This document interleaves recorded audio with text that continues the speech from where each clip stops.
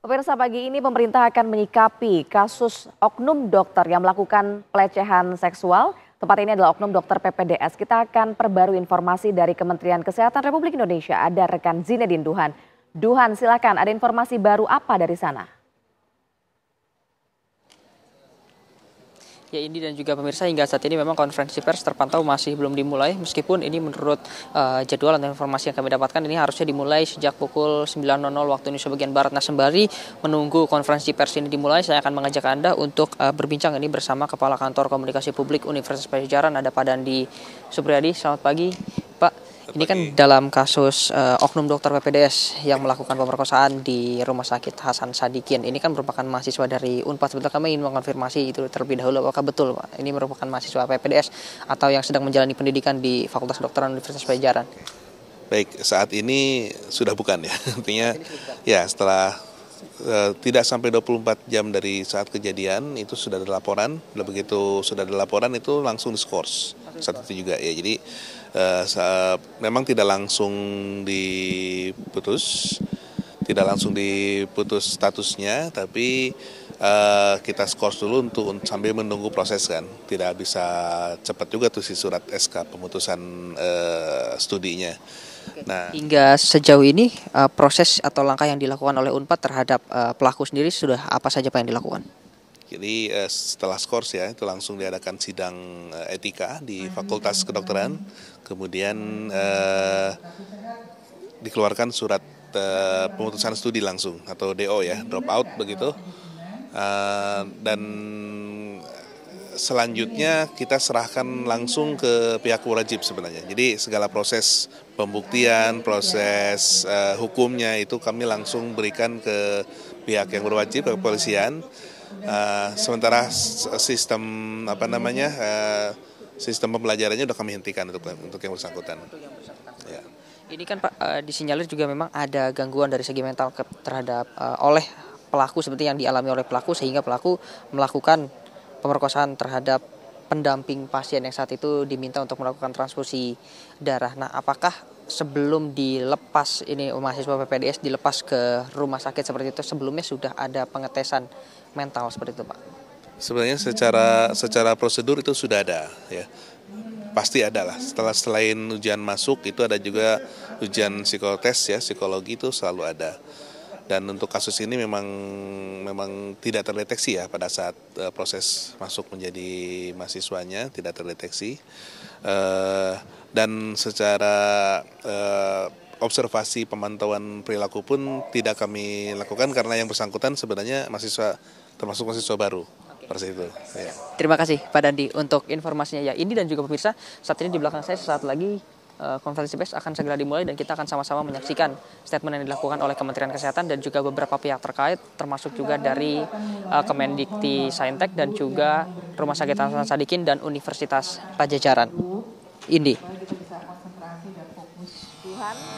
Terima kasih atas laporannya. Kita akan langsung memantau pemirsa bagaimana keterangan pers yang disampaikan oleh Kementerian Kesehatan Republik Indonesia bersama dengan sejumlah pihak terkait dengan kasus oknum dokter PPDS yang melakukan pelecehan seksual. Kita simak berikut ini. Namo Buddhaya, salam kebajikan, selamat pagi semuanya, terutama kepada rekan-rekan media yang tercinta.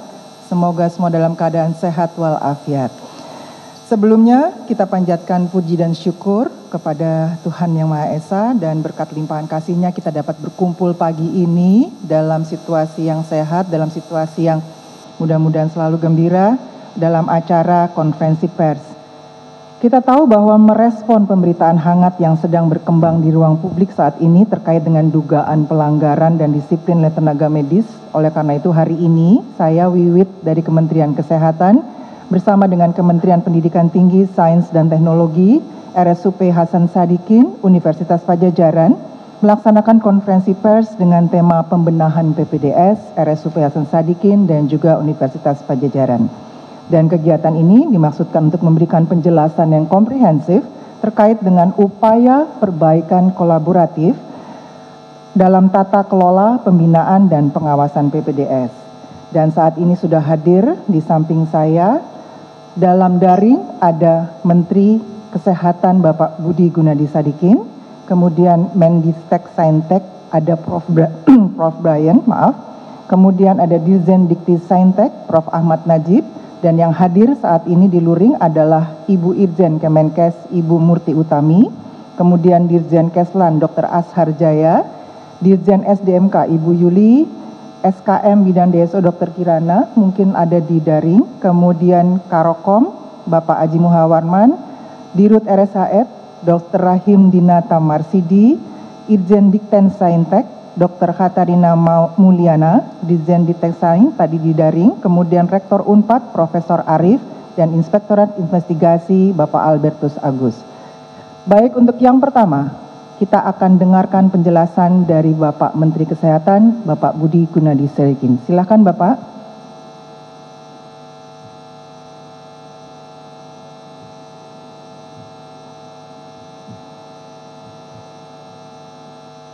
Saat ini Pak Budi, kita dengarkan melalui daring ya teman-teman. Ya pemirsa, kita masih menantikan Menteri Kesehatan RI Budi Gunadi Sadikin untuk bisa bergabung dalam konferensi pers yang saat ini sedang berlangsung di Kementerian Kesehatan RI. Ini informasinya, Menteri Kesehatan akan bergabung secara daring dalam konferensi pers penanganan kasus pelanggaran etik serta disiplin tenaga medis. Kita langsung akan menuju kembali ke Kementerian Kesehatan. Ya, di sini pagi hari. Bisa Bapak jelas? Jelas, monggo dipersilakan Bapak dimulai. Oh, terima kasih Pak Brian, Pak Mendikti Saintek yang sudah hadir, teman-teman dari Universitas Pajajaran, juga dari Rumah Sakit Hasan Sadikin, dari Kemendikti Saintek dan juga dari Kemenkes. Hadirin sekalian, Assalamualaikum warahmatullahi wabarakatuh. Jadi pada hari ini saya dan Pak Brian ingin menyampaikan penjelasan mengenai perbaikan-perbaikan yang akan kita lakukan.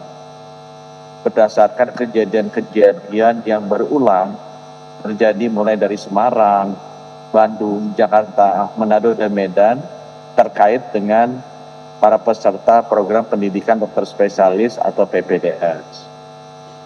Hal-hal yang terjadi terus-menerus ini benar-benar sangat memprihatinkan dan kami menyesalkan sekali kejadian-kejadian yang berdampak bukan hanya kepada bagi peserta didik, tapi juga terutama bagi masyarakat semua. Untuk itu kami merasa harus ada perbaikan yang serius, sistematis dan konkret bagi pendidikan program dokter spesialis ini. Nah, beberapa langkah-langkah konkret yang akan dilakukan nanti akan dijelaskan oleh Direktur Utama Rumah Sakit Hasan Sadikin dan juga Rektor dan Dekan dari Fakultas Kedokteran Universitas Pajajaran. Tapi saya sebagai Menteri menitipkan beberapa hal yang perlu dilakukan kita ya, pemerintah, agar kualitas dan juga bukan hanya keterampilan, tapi budaya dari para peserta pendidikan dokter spesialis ini bisa kita bentuk dengan baik agar bisa meningkatkan pelayanan kesehatan bagi masyarakat. Beberapa hal yang saya titipkan agar benar-benar harus dilakukan. Yang pertama adalah pada saat rekrutmen dari calon peserta pendidikan dokter spesialis itu diwajibkan untuk mengikuti tes psikologis, sehingga dengan demikian kita bisa mengetahui kondisi kejiwaannya dari bersangkutan untuk bisa melakukan pendidikan ini dan nantinya akan bisa melayani masyarakat dengan sebaik-baiknya. Saya juga minta yang kedua agar transparansi dari proses rekrutmen ini dilakukan dengan baik sehingga tidak ada lagi yang preferensi khusus yang mengakibatkan kita akan salah pilih dari peserta pendidikan dokter spesialis ini. Kami juga ingin memastikan bahwa afirmasi bagi putra-putri daerah yang masih kekurangan dokter spesialis kita lakukan. Preferensi khusus yang mengakibatkan kita akan salah pilih dari peserta pendidikan dokter spesialis ini. Kami juga ingin memastikan bahwa afirmasi bagi putra-putri daerah yang masih kekurangan dokter spesialis kita lakukan.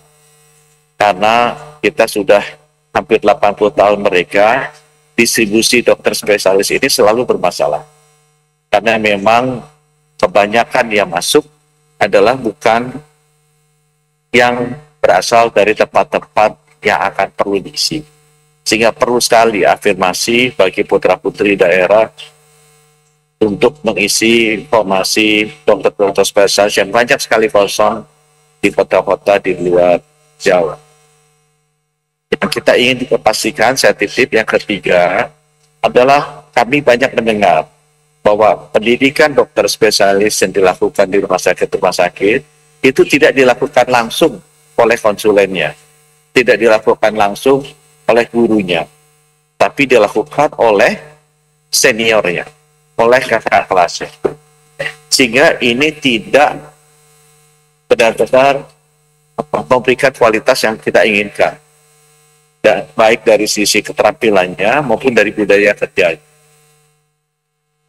Di negara-negara lain di seluruh dunia, pendidikan dokter spesialis ini dilakukan oleh konsulennya.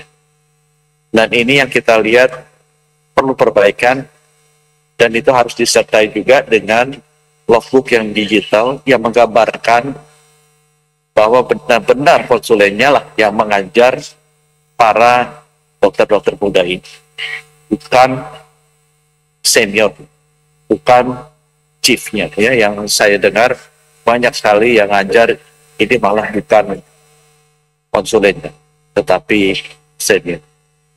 Kami juga ingin memastikan bahwa setiap 6 bulan harus dilakukan screening psikologis, sehingga kondisi kejiwaan daripada peserta didik ini bisa kita monitor dengan rutin. Sehingga kalau ada hal-hal yang menunjukkan ada tekanan yang sangat besar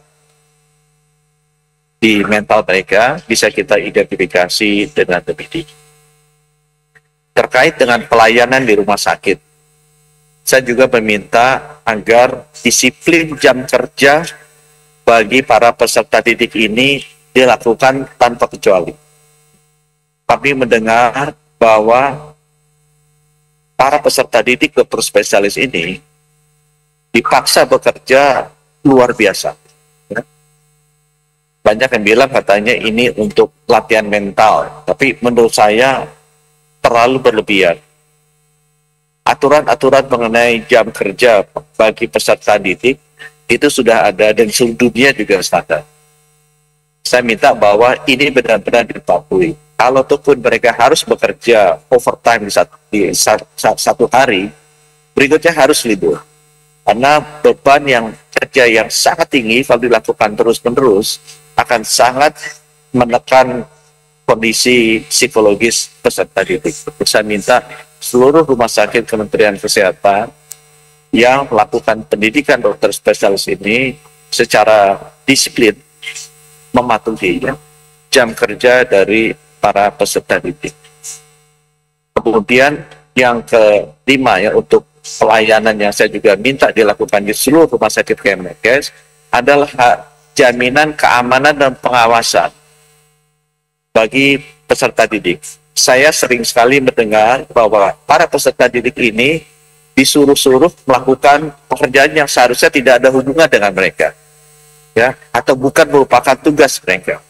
Mereka harus dorong-dorong tempat tidur pasien, mereka harus bekerja suruh-suruh sebagai kurir yang membawa bukti pemeriksaan lab atau request pemeriksaan lab, pengambilan obat. Itu bukan tugas mereka. Itu sudah ada orang lain yang bertugas di rumah sakit pendidikan. Ya, jadi harus diawasi oleh para direktur utama pendidikan bahwa mereka benar-benar bekerja sebagai dokter yang belajar kompetensi yang lebih tinggi. bukan digunakan untuk melakukan pekerjaan-pekerjaan lain yang tidak esensial. Kemudian saya juga ingin memastikan yang ketujuh, bahwa harus ada forum rutin di mana kita bisa bertemu dengan mereka, para dokter spesialis ini. Saya juga akan memberikan komitmen waktu saya untuk bertemu dengan mereka, agar well-being mereka, kesehatan raga dan fisiknya dan juga mentalnya, itu kita monitor. Kalau ada masalah-masalah, kita bisa deteksi dini. Jadi saya minta semua dirut rumah sakit Kementerian Kesehatan itu harus rutin bertemu, turun langsung bertemu dengan mereka, melihat bagaimana kondisi mereka, dan segera melakukan intervensi kalau memang ada potensi masalah-masalah yang ada. Kemudian yang terakhir yang saya minta juga adalah tekanan dari pendapatan itu selalu saya dengar. Jadi para dokter spesialis ini umumnya sudah berkeluarga. Mereka juga sudah bekerja. Ya.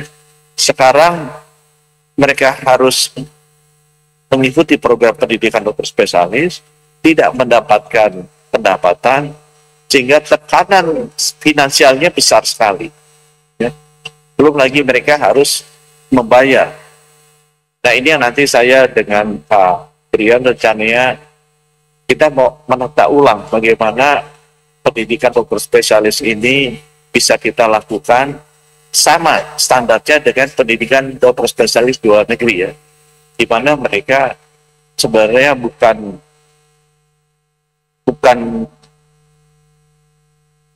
harus mengeluarkan uang, ya, mereka malah mendapatkan uang untuk mendalami profesi mereka, Dan langkah konkret yang saya ingin segera lakukan, saya sudah minta kepada Dirjen Tenaga Kesehatan agar para peserta pendidikan dokter spesialis ini kita kasih SIP sebagai dokter umum, agar mereka bisa bekerja praktek sebagai dokter umum dan bisa mendapatkan pendapatan juga sebagai dokter umum, ya.